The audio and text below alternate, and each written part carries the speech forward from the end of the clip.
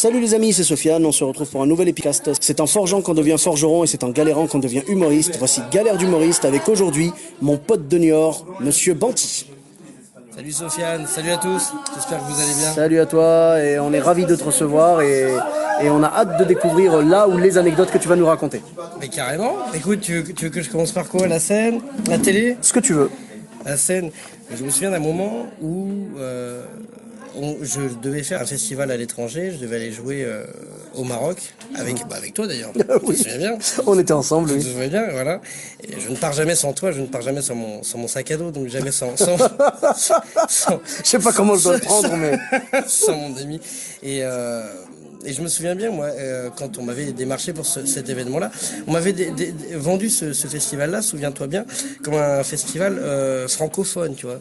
Tu vois ce que je veux dire? Voilà, tu vois, on m'avait vendu ça comme étant un petit peu le cousin du Marrakech de rire, tu vois. Mais je crois que c'était Cousin éloigné. Un cousin éloigné, mais Ouais. vraiment éloigné, parce que du coup, tu vois, j'ai un grand respect pour les Arabes et pour la langue arabe.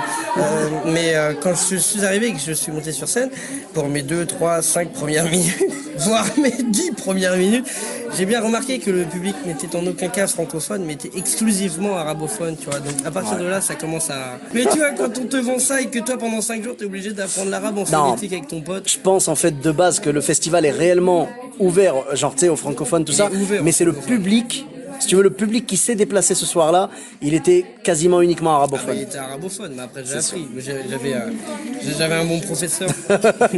Ah, on a bossé pendant un petit moment, ouais, c'est vrai, et puis t'as fait un passage où tu parlais arabe, J'ai et t'as réussi à faire chanter une foule de 2000 personnes. Une foule de 2000 personnes, ouais. C'était beau, Place des Nations Unies à Casablanca. À Casablanca, c'était le dernier soir avant qu'on prenne l'avion. C'est ça, et c'est ça. on avait écrit en arabe. Donc c'est vrai que le but c'était que je te suive et qu'à chaque mot j'interagisse avec de l'arabe. Et non, c'était excellent. C'était excellent parce que du coup c'est comme nous quand on voit un anglais jouer en français chez nous. Ouais. Il y avait vraiment une bienveillance vis-à-vis du public. Et moi j'ai trouvé ça vraiment top et j'espère y retourner carrément. Ben, avec grand plaisir, hein. J'espère que tu auras l'occasion de faire d'autres grands festivals également, et puis J'espère avec toi aussi. prendre autant de plaisir. Bah oui, avec grand plaisir, franchement, qu'on reparte ensemble et puis qu'on revive d'autres aventures. Donc tu avais une autre anecdote sur la télé, tu m'as Ouais, dit? j'ai une anecdote sur la télé, mais j'ai fait quelques pas en télévision sans dire. Je peux dire les Si, ouais, si tu veux. Il y a rien de c'est gentillesse, il y a rien de cadeau.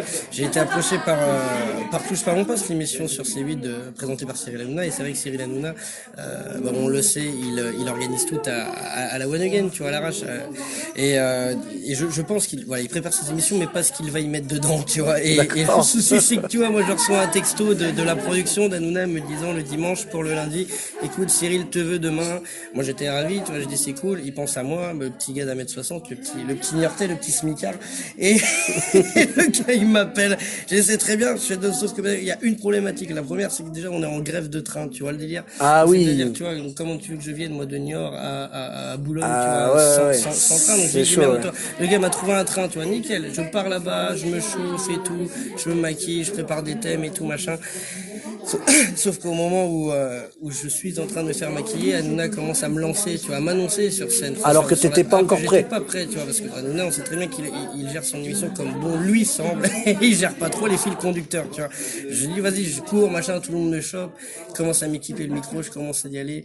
Cyril me voit, la première coupure plus de passe, la deuxième coupure passe.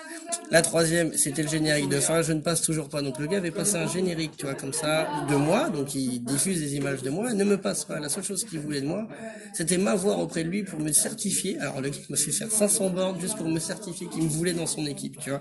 Donc c'est-à-dire que j'avais un aller, il faut savoir aussi que je n'avais pas de retour, parce que pour la télé on dit souvent que c'est un océan de hasard, c'est vrai. Ce que ça veut dire du coup, je dis c'est bien, vous m'avez fait venir, je ne suis pas passé, c'est pas grave, c'est que partie remise, à la limite, tu vois, tu essayes de relativiser. Sauf que t'as pas de retour. T'as pas de retour, je disais bien. Donc on te paye l'aller. On paye l'aller, puis on verra après, on verra le soir. On verra le soir même. Donc du résultat en pleine grève de train, t'avais que dalle, tout était bloqué.